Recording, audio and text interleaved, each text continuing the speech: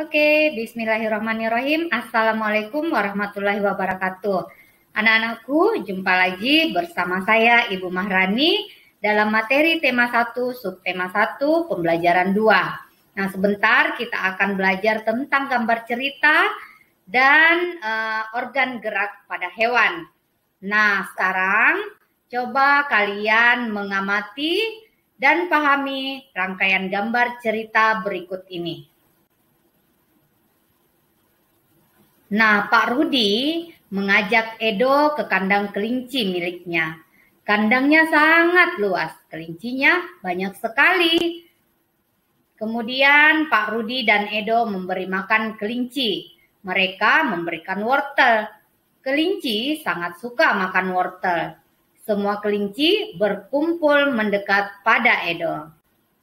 Nah, di gambar ketiga, Edo senang sekali. Edo tertawa kegirangan melihat tingkah lucu kelinci-kelinci di kandang kelinci milik Pak Rudi. Nah, di gambar keempat, semakin lama diamati, tingkah lucu kelinci semakin menggemaskan. Edo pun ikut berlarian mengejar kelinci. Sesekali, Edo menirukan gerakan lucu kelinci, melompat, berlari, dan berdiri dengan dua kaki. Nah, anak-anakku, gambar tadi adalah rangkaian gambar cerita. Dalam gambar tersebut terkandung rangkaian cerita. Nah, apa itu gambar cerita? Gambar cerita merupakan gambar atau serangkaian gambar yang mengandung sebuah cerita. Contoh gambar cerita adalah gambar ilustrasi. Gambar ilustrasi merupakan gambar yang mendukung isi sebuah bacaan atau teks. Gambar ilustrasi dibedakan menjadi dua macam, yakni gambar yang berupa foto dan gambar tangan. Penggunaan gambar ilustrasi disesuaikan dengan kebutuhan dan isi bacaan ataupun teks. Nah, gambar ilustrasi tadi sudah dijelaskan ya. Nah, sekarang gambar ilustrasi juga merupakan penggambaran dari sebuah teks. Nah, tujuannya adalah untuk memperjelas, memperindah, dan menerangkan isi atau informasi dari sebuah bacaan. Objek gambar ilustrasi dapat berupa gambar manusia, hewan, dan tumbuh-tumbuhan, serta benda-benda yang ada di sekitar kita. Objek gambar ini harus disesuaikan dengan isi atau bacaan. Nah, anak-anakku, adapun langkah-langkah membuat gambar ilustrasi adalah sebagai berikut. Nah, yang pertama langkah-langkahnya ada gagasan.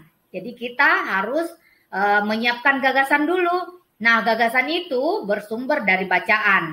Setelah menentukan gagasan, nah tentukanlah adegan apa yang akan digambar. Siapa saja tokohnya, bagaimana suasananya, serta media apa yang akan digunakan. Nah, terkait media sebentar akan Ibu jelaskan ya selanjutnya. Nah, yang kedua, langkah kedua adalah sketsa. Sketsa adalah rancangan gambar yang dibuat sesuai dengan gagasan. Membuat sketsa harus berhati-hati. Perhatikan bagaimana tata letak dan ukuran objek yang digambar. Nah, yang ketiga, langkah terakhir adalah pewarnaan. Setelah kita membuat sketsa, nah kita dapat mewarnainya. Pewarnaan dapat dilakukan dengan dua cara. Pertama, memberi warna sesuai dengan aslinya. Kemudian yang kedua, memberi warna berdasarkan imajinasi kita sendiri. Nah, anak-anakku dapat menggunakan cat air, cat minyak, pensil warna, spidol, dan lain-lainnya. Kemudian, adapun media gambar yang bisa kamu gunakan untuk menggambar adalah yang pertama ada media alas gambar. Nah, media alas gambar ini merupakan media atau tempat untuk menuangkan gambar. Nah, anak-anakku dapat menggunakan kanvas, kain, kertas, ataupun bahkan kaca dan komputer. Media ini juga berpengaruh pada pemilihan media pewarna yang digunakan. Selain itu juga berpengaruh pada awet dan tidaknya hasil gambar pada saat disimpan. Kalau kita menggunakan media kain, ya, itu bisa lebih awet ya dibanding ketika kita menggunakan kertas. Tetapi bisa juga kertas menjadi awet ketika kita misalnya setelah menggambar di media kertas ini kita bisa membungkusnya misalnya dengan plastik ataukah dengan kaca. Nah, anak-anakku, media yang kedua adalah media pewarna. Nah, media pewarna inilah yang terbagi atas dua bagian. Yang pertama, kita bisa menggunakan pensil warna. Nah, jenis pensil ini banyak mengandung lilin. Pilihan warnanya pun banyak sekali. Nah, kemudian yang kedua adalah cat air.